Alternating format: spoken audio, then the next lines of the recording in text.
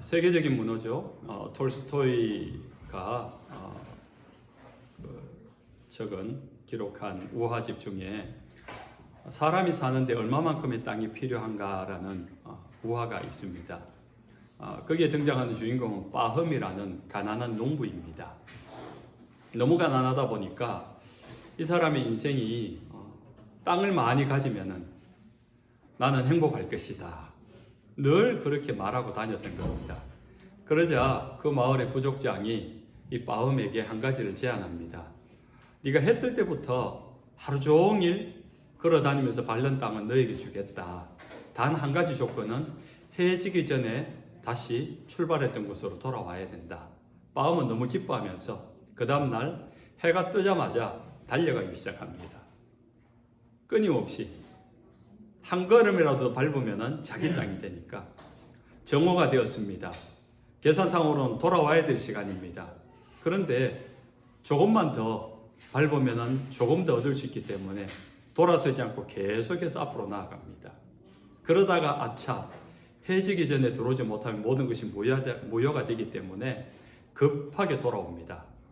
정말로 급하게 달려 돌아와서 해지기 직전에 출발했던 곳으로 도착합니다. 그러나 도착함과 동시에 그 자리에서 죽어버립니다. 마을에서는 이 빠흠의 시신을 장사를 지냈는데 죽고 난 다음에 빠흠이 차지한 땅은 그의 무덤 한 평. 욕심한 대로 모든 것을 다 가졌지만은 어리석은 인생에 대한 이야기입니다. 누가복음 12장에도 어리석은 한 사람에 대한 이야기가 나옵니다. 거기도 농부인데요. 농사를 짓습니다. 이미 부자입니다. 많은 농가밭을 가졌고 곡식 창고도 있고. 그런데 그해 농사가 더 잘 되었습니다. 이 사람은 성실했고 부지런했고 실력도 있었고 성공을 했습니다. 그래서 더 크게 창고를 지어서 자신의 재산을 그곳에 두면서 말을 합니다. 내 영혼아, 평생 쓸 것을 모아놨으니까 이제는 먹고 마시고 즐기고 행복하자. 그런 줄 알았습니다. 그 사람을 향하여서 하나님이 그날 저녁에 말씀합니다. 누가복음 12장 20절이죠. 어리석은 자여, 오늘 밤에 너의 영혼을 도로 찾으리니 그러면 네가 준비한 것이 누구의 것이 되겠느냐 라고 합니다. 어리석다고 이야기합니다. 이런 사람 우리가 세상에서 잘 볼 수 있는 사람입니다. 굉장히 부지런해요. 쉬지 않고 일합니다. 성실합니다. 그러면서 능력이 있고 실력도 있습니다. 그것으로 성공을 했습니다. 세상에서는 이런 사람을 성공한 사람이라고 합니다. 잘 사는 사람이라고 이야기합니다. 그런데 하나님은 그 사람을 향하여 어리석은 사람이라고 결론을 내리는 것입니다. 왜 이 사람이 어리석은 사람일까요? 왜 이 사람이 살아온 인생이 어리석은 인생일까요? 이 사람은 세 가지를 몰랐습니다. 그에게 생명을 주시고 재물을 주신 분이 있다는 것을 몰랐습니다. 그리고 그에게 주신 재물들을 가지고 반드시 나눠야 될 타인의 몫이 있다는 것을 몰랐습니다. 그리고 마지막 그 인생의 끝이 있다는 것을 몰랐기 때문에 이 세 가지를 몰랐기 때문에 그 사람은 자신의 가진 것으로 내 인생이 행복할 것이다. 내 인생은 잘 살았다. 그렇게 스스로 평가하다가 하나님 앞에 어리석은 인생이다라는 결론으로 끝이 나버렸다는 겁니다. 누가복음 12장 21절은 이렇게 이야기합니다. 자기를 위하여 재물을 쌓아두고 하나님에 대하여 부여하지 못한 자가 이와 같으니라. 자신의 행복, 자신의 성공만 위해서 살아가느라 미처 하나님을 생각하지 못하고 미처 우리 주변에 있는 사람을 돌보지 못하고 바라보지 못하고 살아가는 인생은 어리석은 인생이다 라는 하나님의 결론인 것입니다. 예루살렘에 모여든 성도들, 교인들이 세상 사람들로부터 인정을 받습니다. 오늘 본문 43절과 47절에 보면 사람마다 두려워하는데 또 온 백성에게 칭송을 받으며 라고 이야기합니다. 두 가지를 이야기하죠. 두려워했다라고 합니다. 교회 바깥의 세상 사람들이 교회 안의 사람들을 보고 두려워했다. 이 두렵다는 것은 막 공포스러운 두려움이 아니라 아주 좀 경외하고 조심스럽게 존귀하게 대하는 그런 두려움입니다. 함부로 대할 수 없는 영적 분위기가 있다는 거죠. 뭔가 자신들과 다르는 차원이 다른 격이 높은 그런 모습 앞에서 예를 갖추는 두려움입니다. 칭송을 받았다는 것은 높은 칭찬을 받았다는 겁니다. 너무너무 잘하는 것이 있어가지고 높게 세상 사람들로부터 칭송을 받았다는 것입니다. 그럼 이 예루살렘 교회 성도들은 교회 바깥에 있는 세상 사람들과 무엇이 달랐기 때문에 이런 칭송을 받은 것입니까? 그것은 교회 안의 성도들의 삶의 모습 때문입니다. 어떤 모습입니까? 44절부터 46절까지 이렇게 기록합니다. 다 함께 있어 모든 물건을 서로 통용하고 또 재산과 소유를 팔아 각 사람의 필요를 따라 나눠주며 날마다 마음을 같이하여 성전에 모이기를 힘쓰고 집에서 떡을 떼고 기쁨과 순전한 마음으로 음식을 먹고라고 합니다. 예루살렘 교회 성도들의 모습은요, 매일 모여요. 교회에 모이고 집에 모이고 순전한 마음으로 어떤 계산적이고 어떤 야망적이고 어떤 두 가지 마음을 가지고 계산적인 마음으로 모인 것이 아니라 순전한 마음으로 그들과 한 마음이 되어서 거기서 어떤 결과가 나옵니까? 서로 물건을 통용하고 공통으로 사용했다는 겁니다. 네 것 내 것이 없이. 그러면은 부자들은 좀 손해이지 않겠습니까? 좀 더 잘 사는 집은 손해이지 않겠습니까? 그런데 그런 손해, 그런 이익이 없이 함께 사람들이 어우러져서 기뻐했다는 겁니다. 서로 나누고 서로 받으며 그렇게 기뻐하고 즐거워하는 한 마음이 되었다라는 것입니다. 기쁨과 순전한 마음으로 하나가 된 모습들, 그것이 세상 사람들이 볼 때 교회의 다른 모습이었어요. 왜? 세상은 그렇게 하나 되기가 쉽지 않거든요. 어떤 이유와 목적에 의해서 모이는 것은 가능하지만은 모이긴 했지만은 하나 된 마음까지는 어려운 것이 세상의 모습 아닙니까? 또 세상은 모이면 모일수록 모이면 어떻게 합니까? 서로 잘하고 못한 것에 대한 평가가 굉장히 이루어집니다. 직장도 그렇지요. 학교도 그렇지요. 학교는 성적 순으로 또 다 구분을 하지 않습니까? 그래서 세상의 모임들은요, 잘한 것보다 잘못한 것을 말하는 것이 세상의 모임입니다. 누구는 무엇을 잘못했고, 누구는 무엇이 문제고, 누구는 뭐가 약점이고, 누구에게 뭐가 필요하고, 이러다 보니까 원망과 불평과 뒷담화가 성행하고 당연한 것이 세상의 모습인 것입니다. 그런데 예루살렘 교회 안에 모이던 성도들은 그렇지 않았다는 거죠. 순전한 마음으로 한 마음이 되었다. 하나가 되었다. 하나가 되기 위한 것은요, 쉬운 일이 아니죠. 그런데 그러기 위해서는 모였는데 불평하고, 모였는데 원망하고, 모였는데 누구를 탓하고, 모였는데 누군가를 이렇게 문제 삼는다면은 하나 되기가 힘들고, 사실 모이기도 힘들고, 모이기 싫습니다. 그런 자리, 그런 모임 가기 싫잖아요. 갔더니 모일 때마다 누구를 성토하고 누구를 험잡고 그게 무서워가지고 모임에 안 빠진 사람도 있대요. 내가 안 가면은 누가 내 욕할까봐. 그렇게 안 갈 수도 없는 모임이 있다 그래요. 그런데 예루살렘 교회는 진심으로 한 마음이 되어서 기쁜 마음으로 99가지를 잘못해도 한 가지 잘하는 그것을 가지고 그 사람을 칭찬하고 인정하고 격려하고 도와주고 하나가 되었다라는 것입니다. 예루살렘 교회가 세상에서 존경받고 칭송받는 것에 비해서 오늘날의 이 교회들은 좀 비판을 많이 받고 있습니다.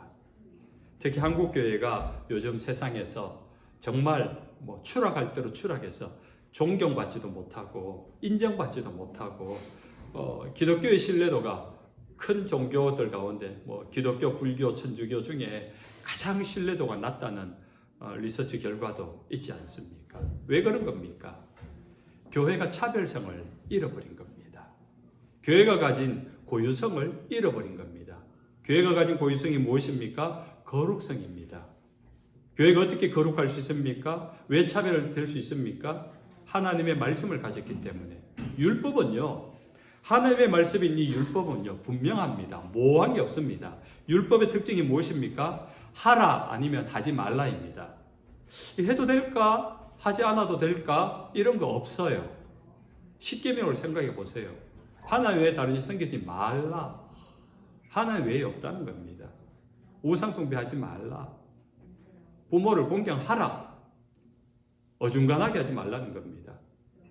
살인하지 말라. 간음하지 말라. 도둑질하지 말라. 탐내지 말라. 거짓말하지 말라. 하라와 하지 말라가 분명합니다. 그런데 교회가 이 분명한 하나님의 차별성과 구별성을 잃어버리고 모호해지니까 거룩함을 잃어버리기 시작하는 겁니다. 하나님이 나를 사랑하시니까 이 사랑이라는 것에 대해서 모든 것을 하나님, 내가 기뻐하는 것을 하나님이 기뻐하실 거야. 이런 생각들이 사람들 속에 들어가기 시작하니까 내가 그냥 하나님 앞에 편하게 그 모든 말씀의 기준들을 깨기 시작하는 겁니다. 내가 기뻐하는 것을 하나님도 기뻐하실 거야. 반대가 돼야 됩니다. 하나님이 기뻐하는 것을 내가 기뻐해야 돼요. 이것이 말씀의 순서이고 기준인 겁니다. 그런데 반대로 해석을 해서 내가 기뻐하면 하나님 기뻐할 거야. 여기는 굉장한 오류가 숨어 있습니다. 죄를 지으면서도 내가 기쁘면 하나님 기뻐하겠습니까? 그건 아니잖아요. 그래서 우리는 철저하게 하나님의 기준, 하나님의 말씀에 구별을 해야 됩니다. 그 분명한 경계선을 가지고 살아야지 교회가 세상으로부터 구별될 수 있는 것인데 어느 순간부터 한국교회뿐만 아니라 교회에, 기독교에 이 경계가 무너지니까, 말씀이 무너지니까 사람들이 교회가 하나님을 믿는다 하지만 사람 중심의 인본주의 신앙이 싹트기 시작한 것입니다. 세상은 교회의 다른 점을 보기 원합니다. 세상이 가지지 못했던, 세상의 어떤 모임들처럼 사람들이 모여들긴 하지만은 교회의 모임은 다르길 원하는 겁니다. 여러분 생각해보면 예루살렘 교회는요, 정말 이 모습이 기적입니다. 베드로의 설교를 듣고 하루아침에 3,000명이 모였습니다. 5,000명이 모였습니다. 그러면 교회는 3,000가지 생각이 있고 5,000가지 방식이 다 다른 거예요. 왜 우리 교회가 어떤 문제가 생겼을 때, 어떤 일이 발생했을 때 왜 막 수월하게 한 마음으로 해결하지 못하는가 하면 각자의 생각이 다 다르기 때문이에요. 틀렸기 때문에가 아니에요. 내 생각에 맞고 네 생각이 틀렸다. 이 생각이 사람들 속에 있다 보니까 다른 사람의 이야기를 못 들어주는 겁니다. 그런데 그 다름에 대하여서 우리가 인정해주고 하나 되기 시작할 때 문제는 해결되기 시작하는 겁니다. 그런데 그것을 해결하지 못하면은 그 교회는 사람이 모여도 모이는 만큼이나 문제가 발생하고 그 공동체는 깨어지게 되고 행복하지 못하게 되는 것입니다. 예루살렘 교회 성도들이 세상으로부터 칭찬받는 결정적인 이유 중에 하나가 나눠주는 삶을 가졌기 때문입니다.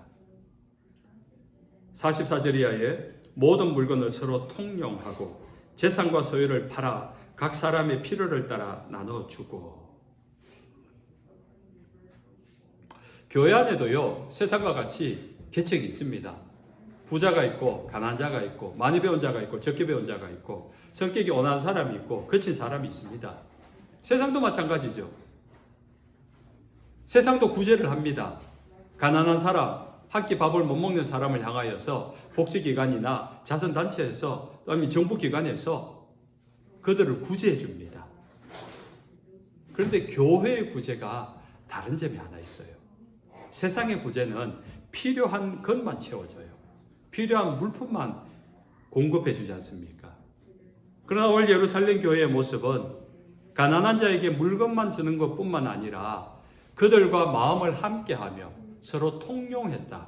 공통으로 그 물건들을 사용했다라고 합니다. 자기의 재산을 팔아. 이 굉장한 어려운 일 아닙니까? 우리 가운데 여러분들이 누군가를 도와주기 위해서 여러분 재산을 팔아본 적이 있습니까? 저도 그런 적은 없습니다. 그런데 예루살렘 교회는 누군가 가난한 자, 누군가 어려움을 당한 자를 위하여서 자신의 재산을 팔아서 그것을 없는 자에게 나누어 주었다고 합니다. 여러분, 우리가 얼마만큼의 부자이면 좀 나눠주며 살 수 있을까요? 여러분의 통장 잔고에 한 얼마 정도 있으면은 여러분 좀 이렇게 정기적으로 나눠주는 삶을 살 수 있을 것 같습니까? 이렇게 생각해 보면요, 부자라고 누군가에게 나눠주는 것이 쉽지 않은 일이라는 겁니다. 근데 예루살렘 교회 안에서는 자신의 가진 것을 가지고 무상으로 아무런 조건 없이 나누어 주었다는 겁니다. 굉장히 놀라운 일입니다. 그런데 이것보다 더 놀라운 것, 더 어려운 일이 예루살렘 교회 안에 있었습니다. 그것이 무엇인지 아십니까?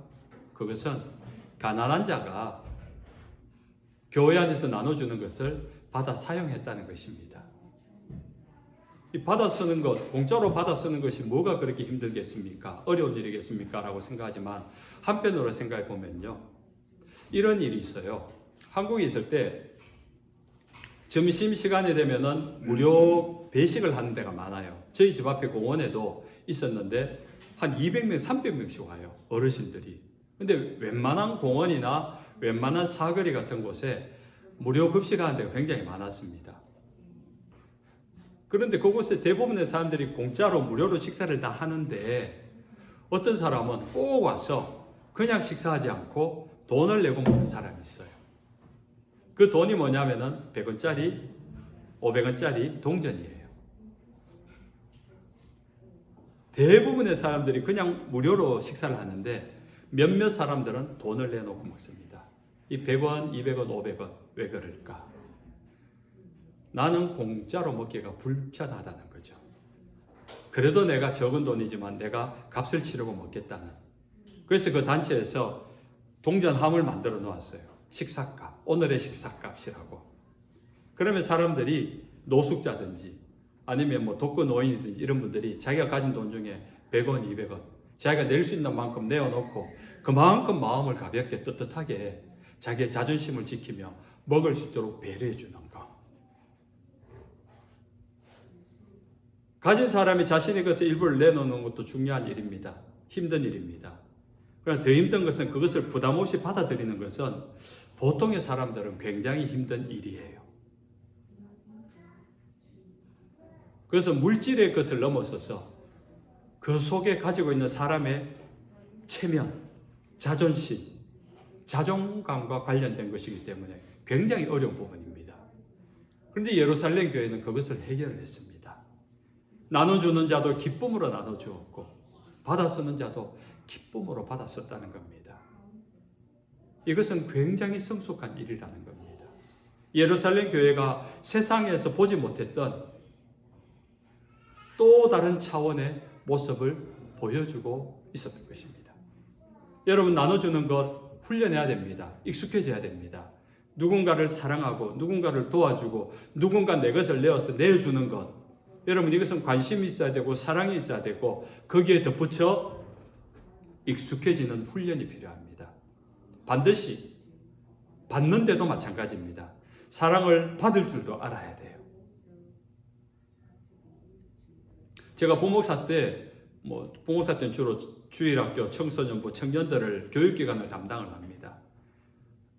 그때는 제가 부교육자 때는 사택이 교회 안에 있어가지고 아이들이 교회에 오면은 저희 집에 와서 노는 거예요.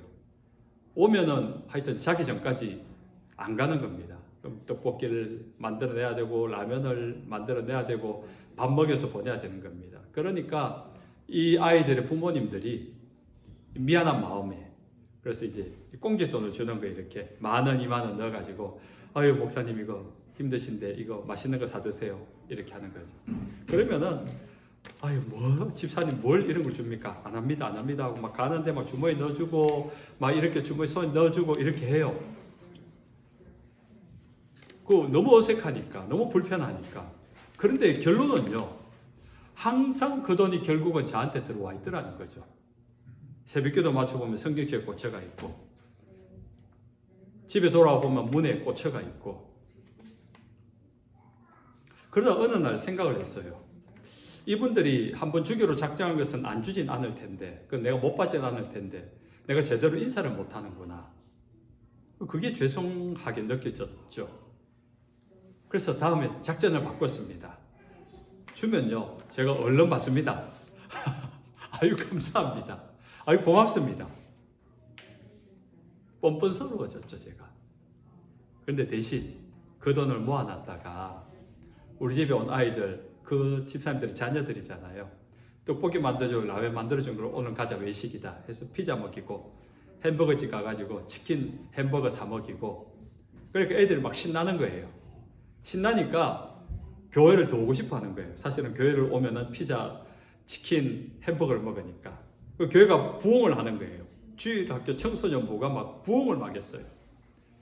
그리고 얘들이 집에 가서 그 부모님에게 이야기를, 오늘 목사님 댁에 갔더니 피자 사주더라, 치킨 사주더라, 뭐 이렇게 하니까 부모님은 이것도 또 너무 좋잖아요. 결국은 내가 10,000원, 20,000원 주었던 돈이 자기 자식 입에 다시 고스란히 들어가니까 이 긍정적인 분위기로 바뀌어진 겁니다. 저는 주면은 얼른 받으면서 아이고 감사합니다, 아유 집사님 고맙습니다, 복 받을 겁니다 이러면서 또 그거 가지고 아이들에게 순환을 시키면서 저도 덕분에 같이 잘 먹고, 그러니까 교회가 분위기가 좋아지니까요. 길거리 나가서 동네 나가서 예수 믿으세요 매주 나갔거든요. 그렇게 교회 오는 사람들보다 이 아이들이 데리고 오는 아이들이 더 많아졌어요. 교회 분위기가 그렇게 바뀌더라고요. 무엇을 이야기하려는가 하니까 우리가 받는 것도 익숙해져야 되고 훈련돼야 된다는 거죠. 고백하는 것도 익숙해져야 되는 겁니다. 제 뜻과 관계없이 제가 여자 3명과 지금 살고 있습니다. 저는 경상도 남자라 가지고 표현도 잘 못하고 마음으로만 중심에 정신적 사랑을 하는 사람인데, 그걸 다 말해야 되나? 그걸 다 표현해야 되나? 말하지 않아도 다 알 수 있지 않느냐? 그랬는데 말 안 하면 모른대요. 아내가 말 안 하면 모른대요. 이 딸들이 표현 안 하면 모른대요. 아빠 말해야 돼. 아빠 표현해야 돼. 안아줘야 되고 뽀뽀해줘야 되고. 얼마나 어색한지 모릅니다. 그런데 살다 보니까 지금 와서 이제 3년째 살잖아요. 그러니까 이 다 큰 아이들이지만 이렇게 안고 뽀뽀하고 그렇게 하면서 익숙해지고 있습니다. 조금 익숙해졌습니다. 그러니까 자연스러워지는 거예요. 사랑합니다 말도 제대로 못했던, 꼭 말해야 되나 마음에 있는데 말하래요. 남편 여러분, 말하십시오. 표현하십시오. 밥 먹을 때마다 고맙다 그러고 사랑한다 그러고 안아주고 여러분 부인을 뽀뽀해 주시기 바랍니다. 아무도 아멘 안 하시네. 이현덕 집사님 그렇게 하십니까? 예, 하도록 하겠습니다. 예. 네. 그렇게 초대교회, 예루살렘 교회가 서로를 사랑하고 한 마음이 되고 서로 사랑함으로 기쁨으로 나눠주고 기쁨으로 받아내는 그 모습이 뭡니까? 결국 하나님 나라 아닙니까? 하나님의 나라가 임한 모습이에요. 사실은 이렇게 나눠주고 나눠받으면서 한 마음이 된 그 모습이 교회 안에 일어난 어떤 기적보다, 병이 낫는 기적보다 더 큰 기적입니다. 그래서 본문의 43절 이하에 기사와 표적이 많이 나타나니 믿는 사람이 다 함께 있어 모든 물건을 서로 통용하고, 앞에 먼저 기적이 나오죠. 기사와 표적이 일어났지만은 그 기적과 표적 이후에 일어나는 것이 서로 물건을 통용하는 한 마음이 되어지는 것으로 교회의 모습이 결론 짓고 있습니다. 이제 말씀을 맺습니다. 사랑하는 하나님의 백성 여러분, 여러분의 삶이 사랑하고 사랑받는 인생이 되시기를 바랍니다. 작은 것이라도 좋으니까 작은 것 나누는 삶이 되십시오. 기뻐하면서 나눠주십시오. 또 혹 여러분이 누군가에게 받을 일이 있다면 호의를 받고 섬김을 받고 대접을 받으면 기뻐함으로 감사함으로 받으십시오. 그렇게 순전한 마음으로 그 사람과 하나가 되십시오. 그런 우리 스크래턴 교회가 되어야 되지 않겠습니까? 교회 올 때마다 문제 많죠. 다름도 많죠. 우리 서로 볼 때 그렇습니다. 그러나 와서 교회 와서만큼은 문제를 말하지 말고 부정적인 이야기 하지 말고 어떻게 해서든지 내가 오늘 교회 갔더니 이 사람이 나를 이거 칭찬하고 이 사람이 나를 인정해 주더라. 그렇게 인정받고 칭찬받고 돌아가면은 그 주일은 얼마나 기쁘겠습니까? 기껏 어렵게 교회 갔는데 교회 가서 지적받고 불평받고 공격받고 이러면은 기분도 상하고 마음도 상하지 않습니까? 부족해도 좀 격려하고 칭찬하고 그렇게 할 때 세상 사람들이 교회 바깥의 사람들이 우리 교회에 관심을 가지고 우리 교회를 칭찬하는 교회로 만들 줄 믿습니다. 서로 칭찬하고 격려하는 교회 되시기를 주님의 이름으로 축원합니다. 찬송하십시다. 찬송가 455